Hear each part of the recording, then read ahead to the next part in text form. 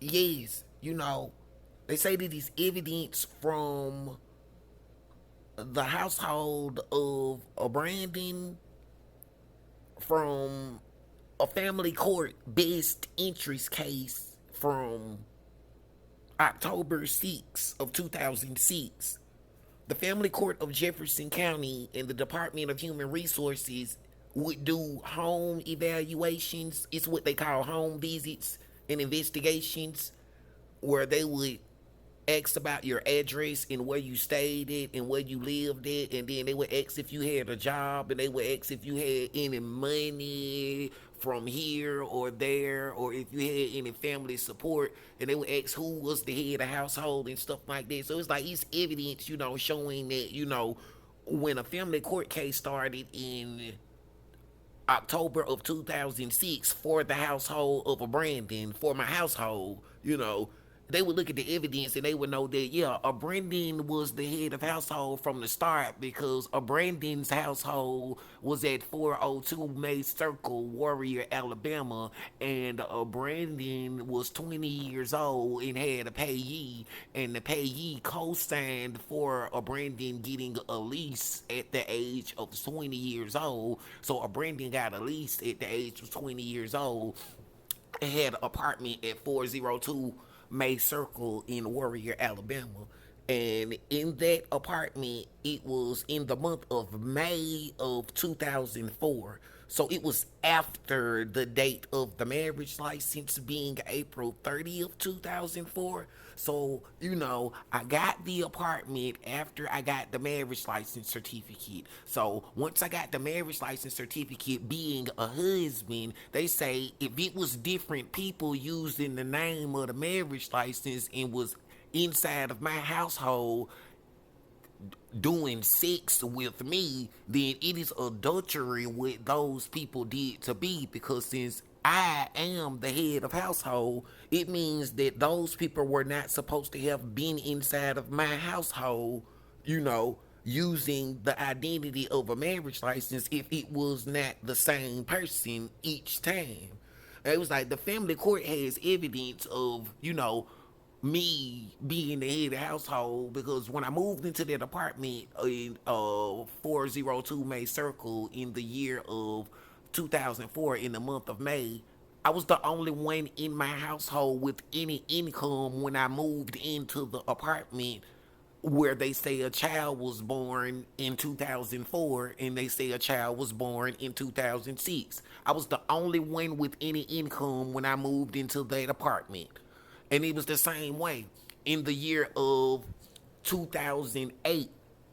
When they say a child was born, I was the only one with any income when they say a child was born in 2008, And it was the same way, the family court has evidence, after a child was born in 2008, I moved to this house on 3rd Street, and it was the same way.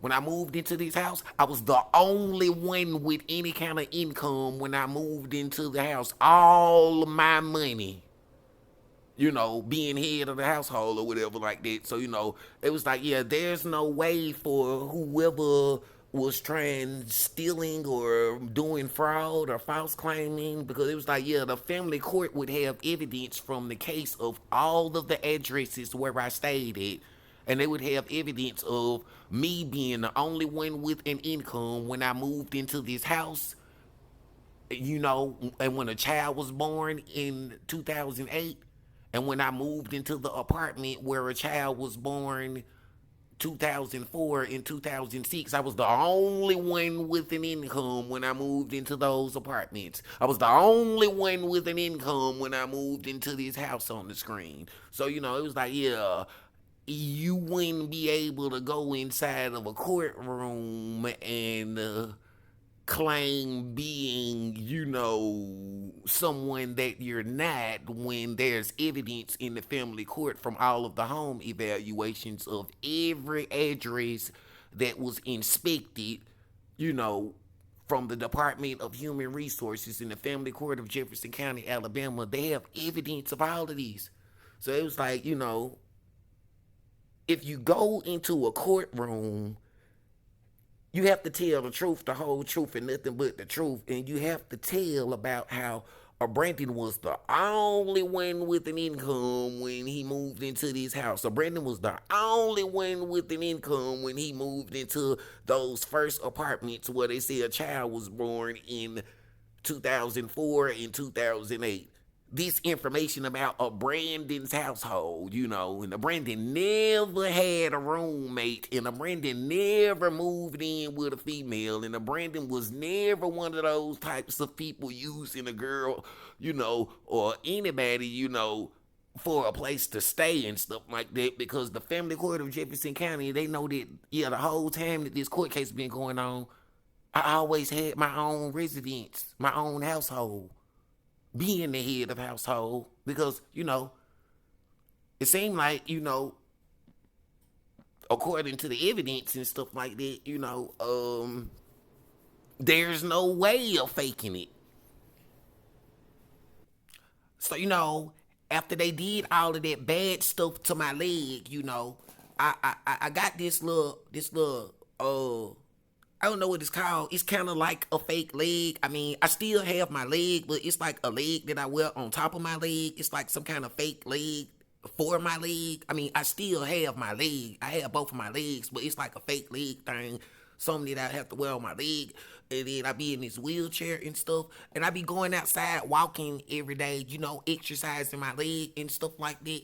And all of that or whatever. And so, I made the police reports about whoever it was that was harassing me, or somebody that was gang stalking me. I don't know why they would be trying to pick on somebody with a broke leg and stuff like that, looking for an easy target or something, seems like a very weak personality for someone to have, picking on a disabled person, And then, after all of those houses and apartments and places I provided for a mom of a child. And it's the craziest part about it, because they was like, a lot of the other dudes moved in with a female, or moved in with a baby mama, or got somebody pregnant and was using them for money and wanted girls working instead of doing what you did, Brandon, when you told a girl that she didn't have to work, when you was the head of the household, when you was the only one with a source of income from the time you moved into most of those apartments and those houses and places like that.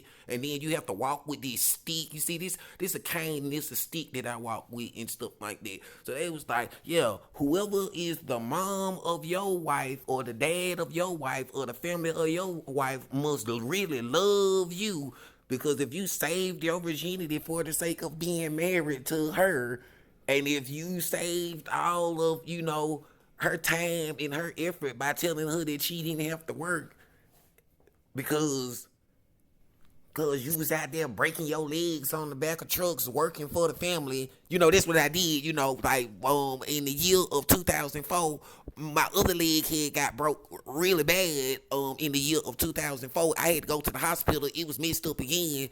Right before the child was born. And, it's crazy because, all these years later, somebody had showed up talking about something. Hey, Brandon, some girl was using the name that your marriage license say, or some person, I don't even know if it's a girl, it looked like a man or something, was using the name that your marriage license say. Oh, they were like, do you know who that person is? I'm like, I don't know who that person is at all. It was like, it seemed like, I don't even know nothing about that person or whatever. It was like, whoever it is would need a witness or something, they were saying, or whatever. Because it was like, somebody would need to identify whoever that person is or whatever, because I don't know them and stuff like that. I have a marriage license. I'm married and stuff like that, I'm somebody that touched me. It was like, yeah, I don't really know who that other person is. I was like, I don't know who that person is neither. My church and said it's not their mom. And I said it's not my wife. I don't know who that person is. So it was like, well, yeah, if the church said it's not their mom, and if you saying it's not your wife, whoever that person is would need a witness identifying who that person is, since I don't know them and since my children don't know them. So I was like, yeah, I just walk with this stick, outside every day, exercising, being on disability and stuff like that. And, you know, I already made the police reports when somebody said that they had kidnapped my wife, when somebody said they had kidnapped my wife or whatever. So whoever the fake person is that was doing that stuff, you know, my children said it's not their mom, and I said it's not my wife. I don't know who that person is, you know what I'm saying? And, you know, being married, my in-laws said that they don't know who that person is neither. And so, you know, this video is for my family knowing what's going on with me, and knowing what's going on with my leg, and knowing that I made reports and phone calls with the family court and the other courts about whoever or whatever or whoever those people were bothering us. So this is evidence that I reported the identity theft in the police reports, and it has the dates of, you know, since years ago. If you look at the dates all the way back in 2021, right there, and all of that stuff. So I been telling on them. So it was like, you know, this is evidence of who needs to be fired for not doing their job, you know, about the identity theft.